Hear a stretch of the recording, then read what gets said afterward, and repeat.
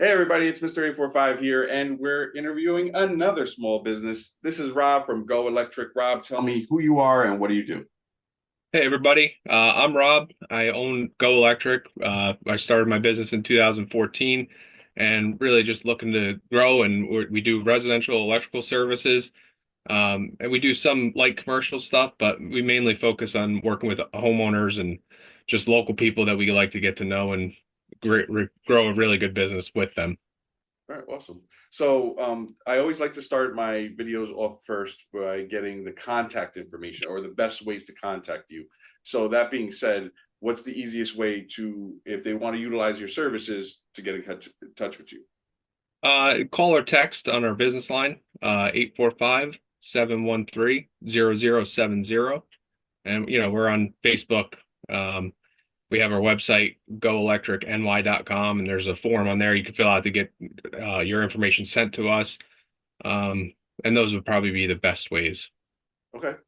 Um, so just to kind of start everything off, so what type of services do you offer? Is it just like, are you like solar or panels, in the sense of like upgrading your 200 amp panel, even Yep. outlets? Like, what do you do? Just Yeah. We do pretty much anything that's in your house. We'll take care of it. So, adding outlets, adding lights, replacing fixtures, panel changes, service upgrades, EV chargers, generators, a lot of service and maintenance. If you have issues going on, we'll come solve those problems, flickering lights, um, and just really anything. If it has wires in your home, we'll take care of it. okay, cool.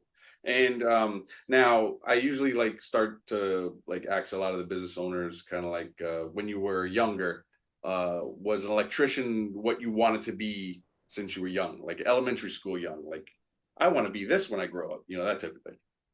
Yeah, I don't know if I ever really had anything that I like really wanted to do. I kind of grew up on a farm and I was always outside working, mowing, cleaning horse stalls, that type of stuff. And I just love being outside. I love working with my hands, and it kind of was like an easy transition. My father was an electrician, and he says, you don't know what you want to do, go to school, go to BOCES and learn electrical. So that's what I did, and that's how I started. And when I was 15 years old, I got my first job as an electrician, and I'd work, Saturdays, whatever holidays we had off from high school, like I would go to work. And all summer long, I would work. So that's how I kind of got started, and I just really liked it. So I just stuck with it. Awesome. I mean, I don't know if everybody knows this, but electricity kind of rules everything that's around us, right? Yep. Um, so when it comes to electrical work, and some of the people that are like going to be looking at these videos, they want to kind of know, like, do you have your certification or did you have to have an apprenticeship? What was the process in becoming an electrician? So, I was kind of naturally good at it. So when I started, like I was an apprentice for a couple of years, maybe 3 or 4 years, and which is kind of a fast track to becoming, being able to run in your own truck and take care of your own work. But when I graduated high school, I started running jobs pretty quickly. And, from there, I just always kind of knew I wanted to be a business owner.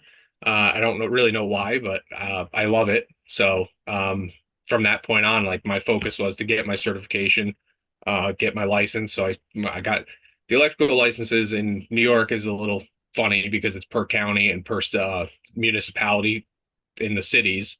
So I started with Orange County, and spread. I got Sullivan County, and I got my Ulster County license, and I got City of Port Jervis and City of Middletown. So, and we're working on others now still because there's just so many. Yeah, and that's what I was going to ask you. So your demographic area is, for the most part, Orange County, Ulster, Sullivan, Middletown, Port Jervis. That's Yep. what I got. And Dutchess County because there's Oh, and no Dutchess. licensing in Dutchess. Okay. Yeah, I mean, So, it's good because I'm in Dutchess, so yeah. let's talk. So when it comes to jobs, right? What was your like your first job, if you remember, like when you were first working as an electrician? What was the first thing that you did? First day, I did an underground service to a brand new house in Westtown. I Oh, wow. remember that. Yeah. It was, a little intimidating, but it was fun, just being out in the trenches and moving Yeah. along. So that was like 120 feet or 240, I mean. Yeah. Yep. Yeah. Okay. Or Now, are you also like, so that's considered what you would call like low voltage electricity? Do you also yeah. go to different levels of electricity up to like any distribution levels as well? Yeah, we do some. So like certain properties for new service, if you're more than like 300 or 400 feet from the street, like you're going to switch over to primary voltage, depending on what they have on the street, and you're going to run high voltage cable to the house within, that 200 to 300 feet. So we've done quite a lot of that. It's pretty frequent. And when it comes to like inspections, right? Like let's say you didn't do the work, but you're helping the homeowner kind of figure out their stuff. Do you also do like home inspections in the sense of, like their electrical equipment? Not like home inspections like to certify that they're going to sell their Yep. house, but if they wanted to upgrade their amperage on their circuit breaker box, or if there's a case that, hey, these outlets are working funny, could you just take a look at it? Do you do that stuff as well? Yeah, so we do like a home evaluation pretty much. So we'll go through your system and kind of see what you have and kind of judge the age of your home and the wiring to see what's been updated, what's not. Because not, it's a lot of people that move in a house or buy a house and they don't understand or know exactly what's going on with their electrical system, and they shouldn't. I mean, it's not, their thing. So that's what we provide that service to let them know, these outlets are old. You don't have smoke detectors, or you have really old wiring, which is a huge issue for some older houses because a lot of people, plugging in space heaters or, a lot of kitchen appliances on old wiring can create a lot of problems, and they don't really know that they're even creating that problem. Yeah. So, and Yeah, even water damage electrical too. fires and stuff like that, right? Yeah, we try to prevent that as much as we can for people, or at least educate them so they know what they're doing is actually going to prevent future problems. What was the oldest house that you've ever worked on? 1700s. Oh my God. How Yeah. old was that? I mean, I don't even think electric was around back then, but Now, as they upgraded, what was the latest upgrade on that? um, so I mean, it's kind of funny because you see through like turns of how electricity went from, you don't have you have a house with no electric in it to, knob and tube your first stage, and then you start to see some BX, and then you start to go over to Romex like throughout the house, and you can see where it's been disconnected and rewired, and that's kind of a cool thing is like we get to go in and we're, third or fourth generation of electricians doing work in the same house. Yeah, that's crazy. I can only imagine what that Yeah. looked like in the circuit breaker box, huh? Yeah. Um, so when you're talking about electrical work, I have some background in it myself. I work for a utility in the city, and Cool. it's something that I kind of do often.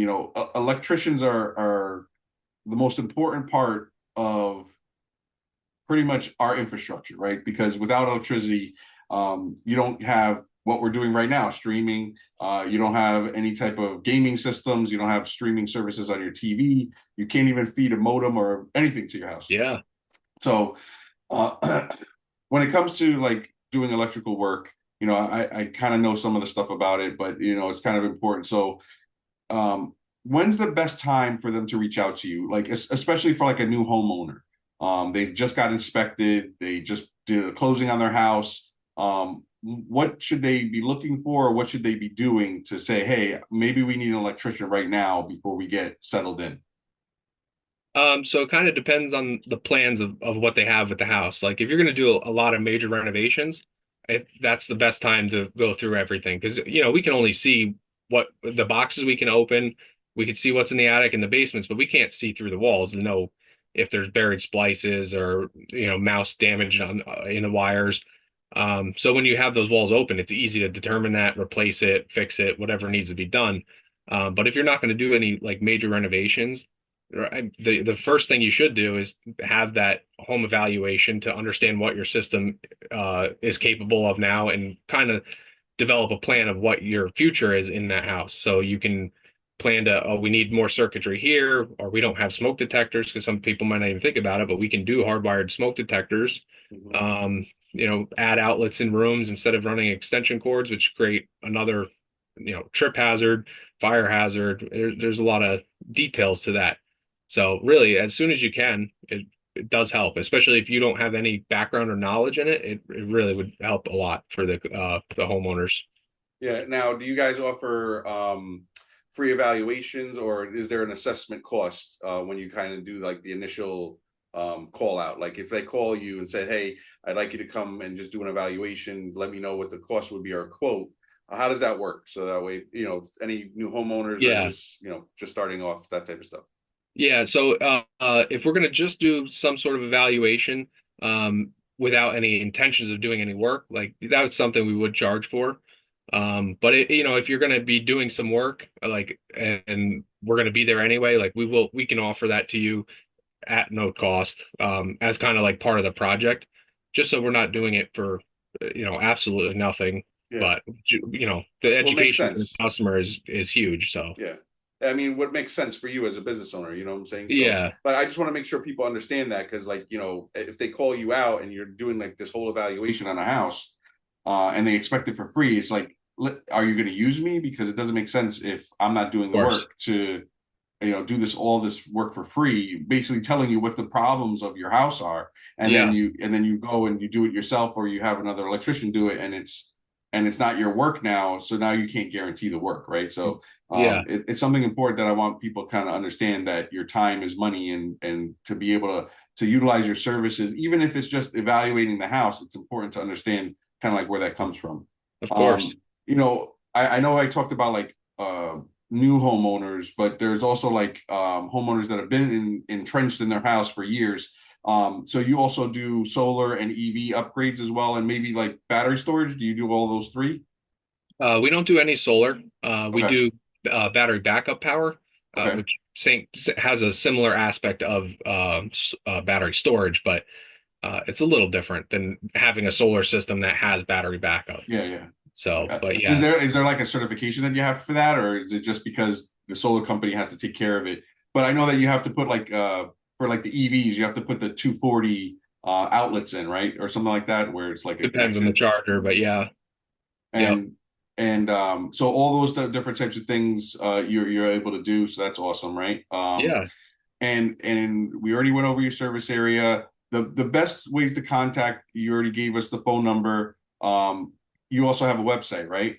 yes, Okay, so goelectricny.com is your website. I'm yes, on your page. I just want to make sure yeah, that that I have a lot of the stuff. I mean, it's important because when it comes to being a business owner, and this is kind of like what I'm going to get into now, is what are the strifes and struggles as an electrician business owner? You're not only like juggling all the work possibly, maybe the crews on top of that, and then you're also doing the accounting and all that other stuff. So tell us, as a business owner, what are some of your trials and tribulations that you could kind of talk about? Well, one of the biggest things to really combat is, a lot of people have this preconceived notion that when they're getting prices that they need to get three prices. And if you're not comparing apples to apples, like I could offer you one thing, the next guy can offer you something else. That's going to be the price is not even going to be close. And then if you're going to base the end result on what the cost is, you're missing out on a lot of what we're offering maybe versus somebody else, or maybe they're offering something that is better fitting for the customer. So I think educating the customer on what exactly we do and how we do things differently, and our focus is really to make sure the customer gets what they want. So, I've had jobs where I'll go in and I'll give a price and they'll hire somebody else and they'll say, oh, well, they offered me this on top of that. And I'll be like, well, we could have offered you that. And that's the lack of education, that they didn't know we did it, which is, that's something that's my fault, because I should be letting every customer know exactly kind of what we do.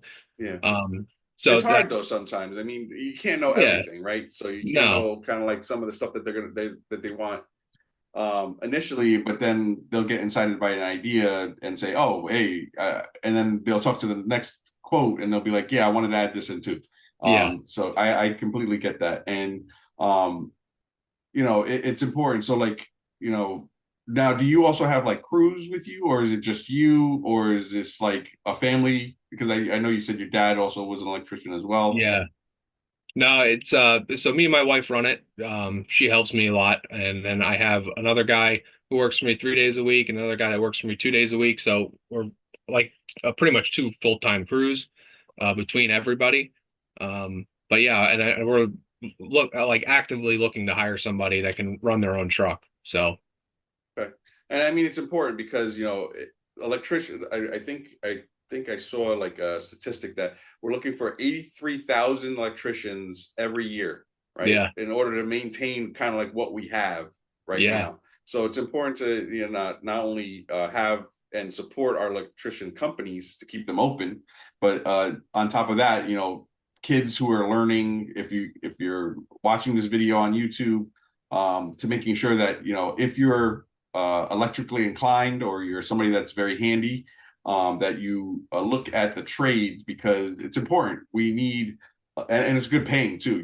Like I yeah. know for working in utility, there you could get a very good living as an electrician because it's a very nuanced talent that you have to be somebody that can work with wires and know how to not get electrocuted on live equipment, stuff like that. So when it comes to hazards, right?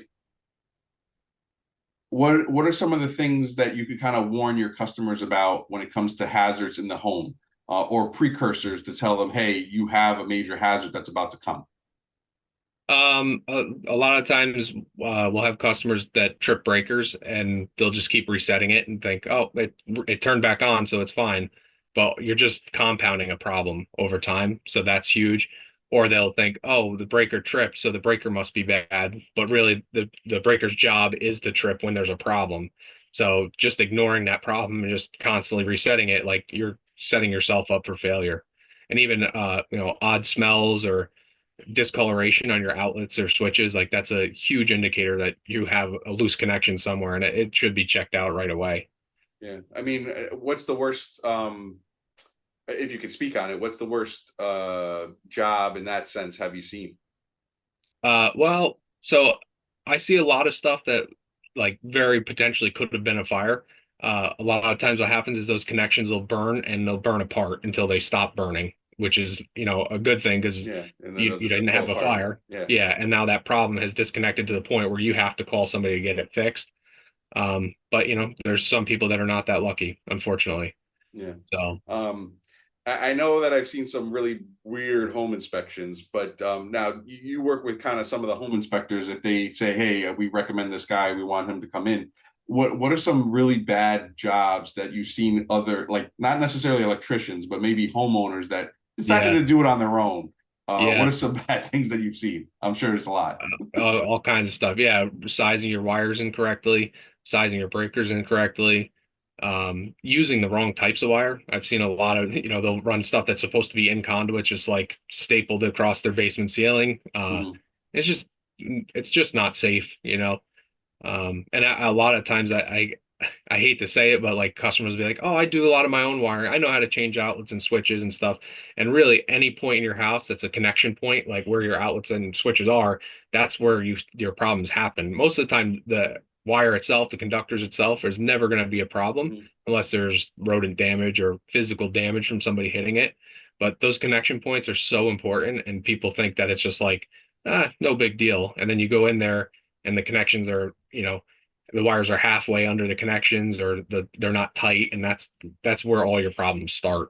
Yeah, yeah, because then the copper will start melting the like the wing nuts that basically Yeah, come in like or even like they just wrap around electrical tape and they just call it a day, yeah, right? So yeah, so yeah, I mean it's important to kind of, because I'm also looking at some of the hazards that you posted on your Facebook, so that's kind of like what drove yeah, the question.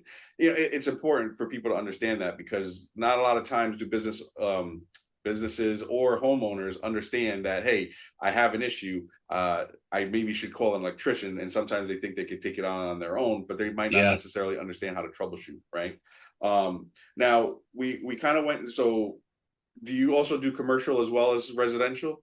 yeah. We just don't focus on it heavily, but yeah, we Okay. do. Okay. And same number. There's no like different like commercial Yeah, number, right? no, that's our business number is callable, textable, so that's the easiest way. I try to simplify it. Okay. And when it comes to like owning your business, right? And being an electrician. Sometimes there are cases where you have customers that don't necessarily understand the initial cost or the cost as it adds on, right? Because sometimes, they'll tell you one specific thing, hey, I want this outlet over here, and then you quote them for that job there, and then all of a sudden, somebody will come in inside the house to one of the homeowners, either the husband or the wife, and they say, no, no, no, no, I also want an outlet over there too. What are some key ways that homeowners can kind of prep themselves when they have an electrician come in to kind of prevent those change requests, if you will? So I think that's a little bit less for the customer and more for us as the electrician to do our job, ask the right questions, Okay. and try to see what's gonna, how do you want to utilize this space? And then, oh, we need one outlet over here, but then if I bring up, well, are you gonna plug lamps in on the sides of the couches and there's no outlets there? And they'll be, oh, that's a great idea, like, and add those, and maybe they don't, and that's fine too. Just it's offering that education to understand what your space is going to be utilized for correctly. Yeah, I mean that's like something I always have like with contractors coming in. They sometimes you don't know what you know until they open the walls up and stuff like that. So Of that's course. why I wanted to make sure they understood. Like if they put a change request in, you still have to pay them for the additional work that you just added. Yeah. Have you ever had an issue or a circumstance where you've had difficulty having the customer understand that? When I mean, I'm sure that something has come up that they had an initial plan, and then when they open up the walls, it's like, okay, maybe we need to navigate this a little differently now. Um, not really, no, because I basically build my pricing as what we spoke about, and it's agreed on before we do anything.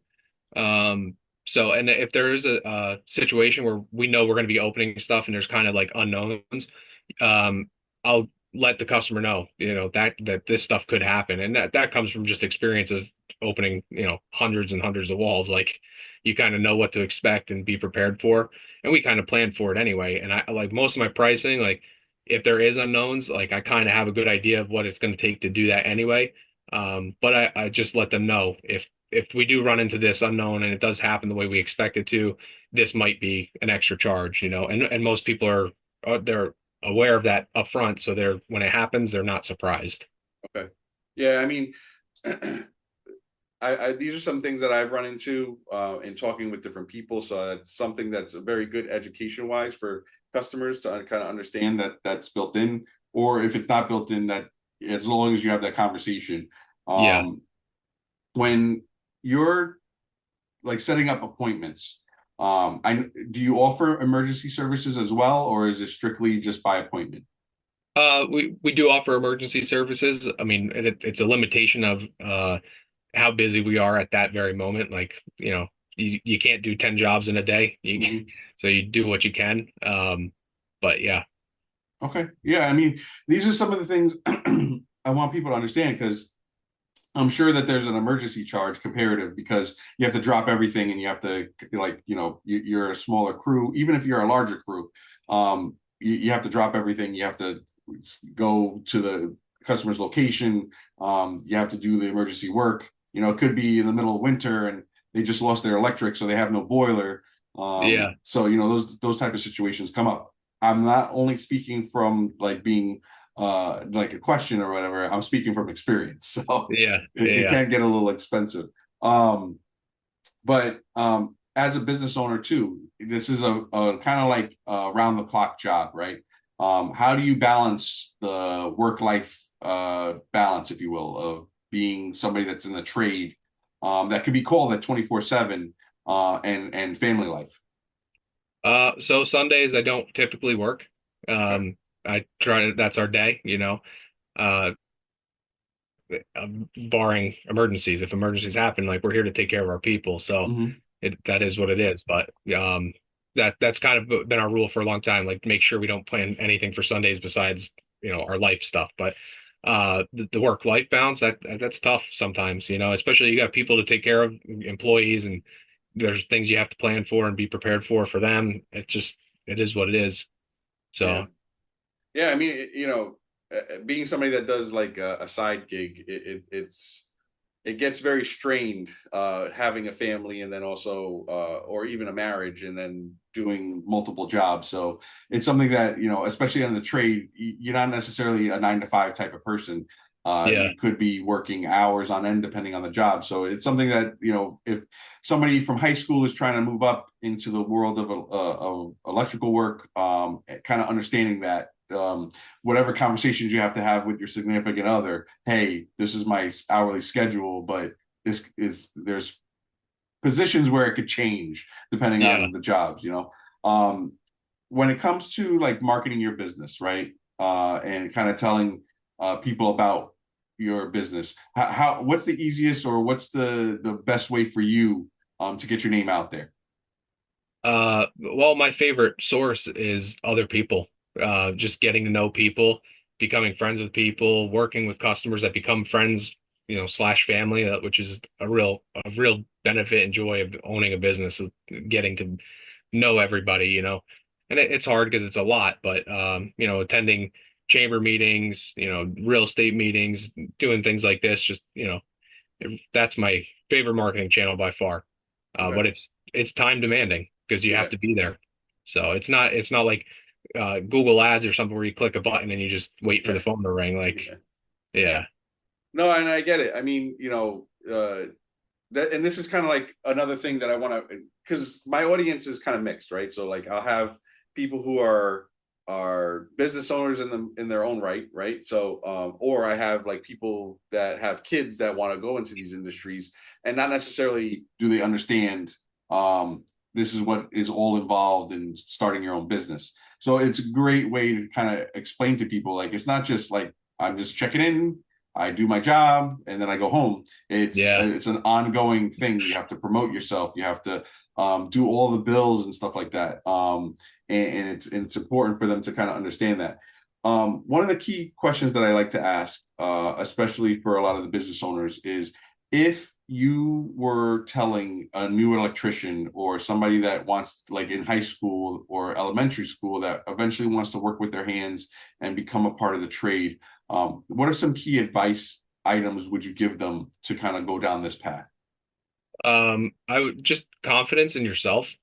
Like I'll get some people that call and they're just like even afraid to talk to me, and it's like this is a people business. Like you have to talk to customers and be in front of them.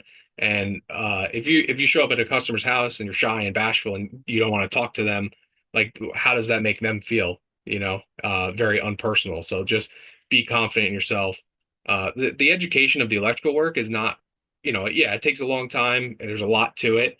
But if you're showing up regularly, doing what you're doing and paying attention, keeping yourself confident, you'll learn it and you will do very well. Mhm.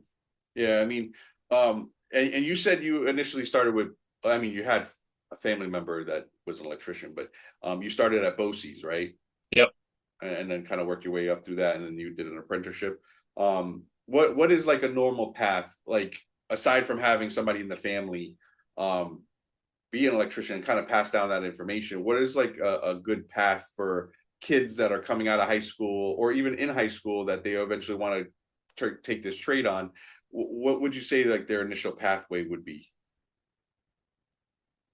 So it's a little tough, like, because we get bombarded with people are looking for entry level positions, and Mhm. it's kind of hard because you're taking that on as like another job Mhm. rather than having help, because now you have to make sure this person understands what they're doing and has the right tools, and it's a lot. So trying to be independent but still ask the right questions.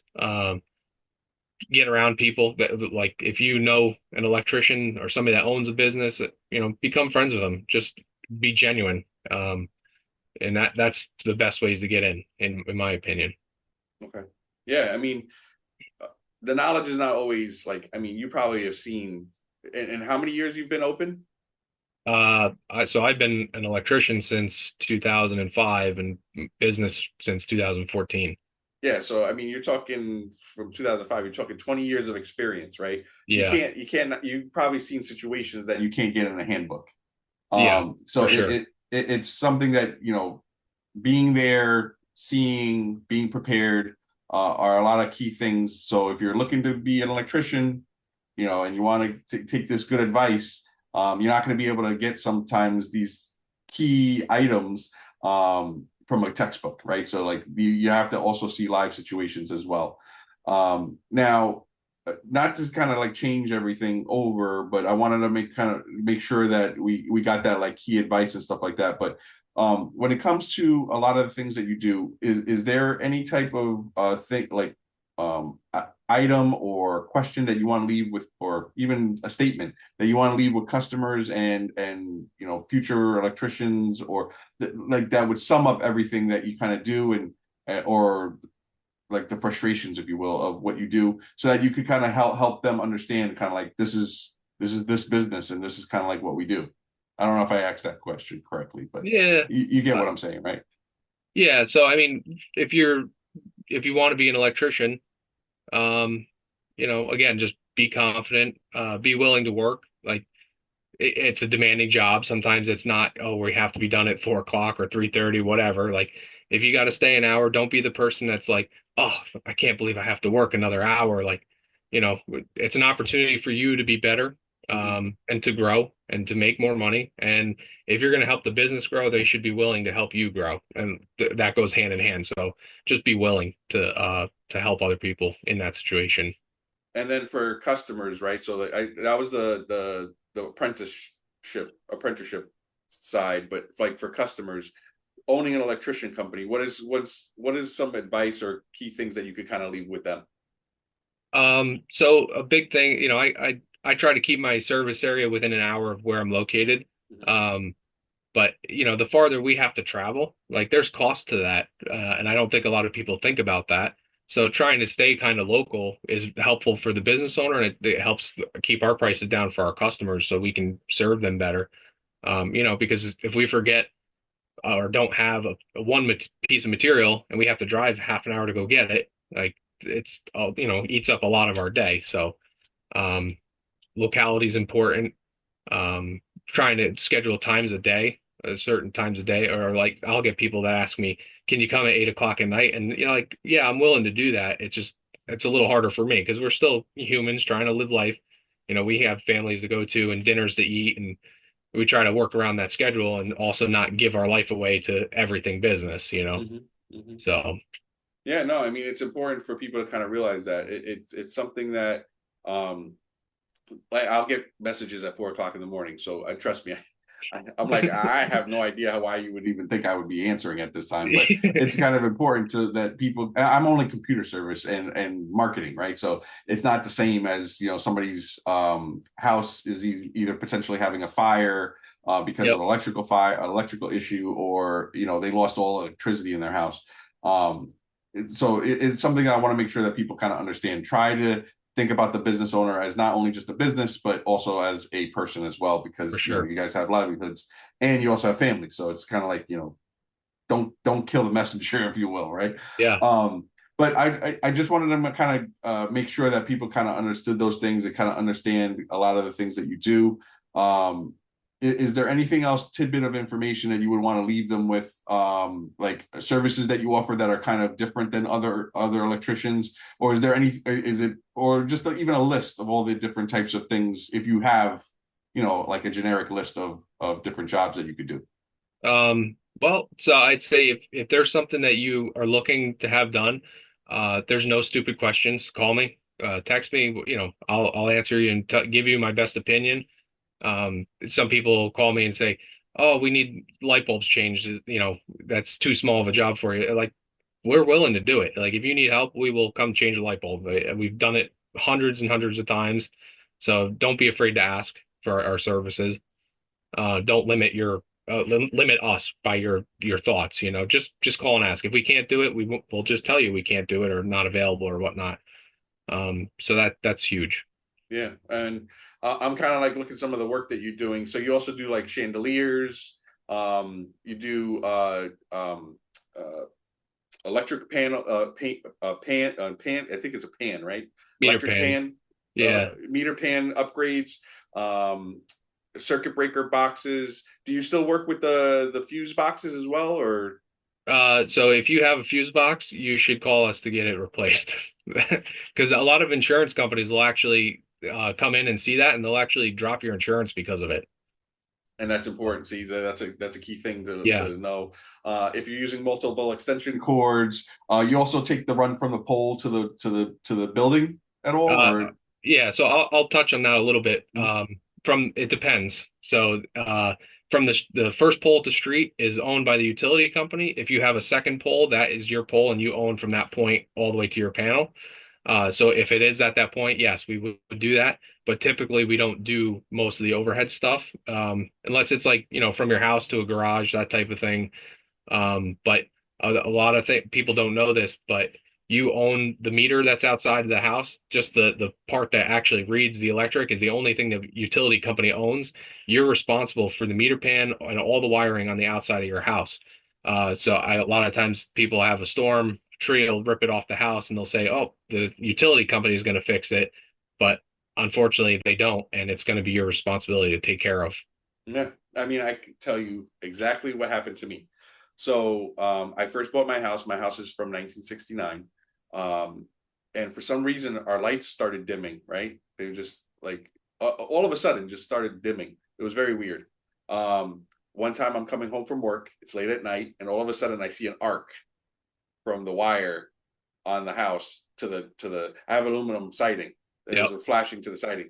Turns out that I guess the homeowner before me didn't secure the panel, the meter pan correctly, where there's supposed to be like a tar above where the wire enters into the pan, yep, and it eroded. So thank God I saw that electrical jump and was able to get it cleared. But me being stupid, I didn't know. I called Central Hudson to come and take a look. And they're like, listen, and it's the middle of the winter, by the way, just to kind of give you some idea. So it's the middle of the winter. I have no electricity now.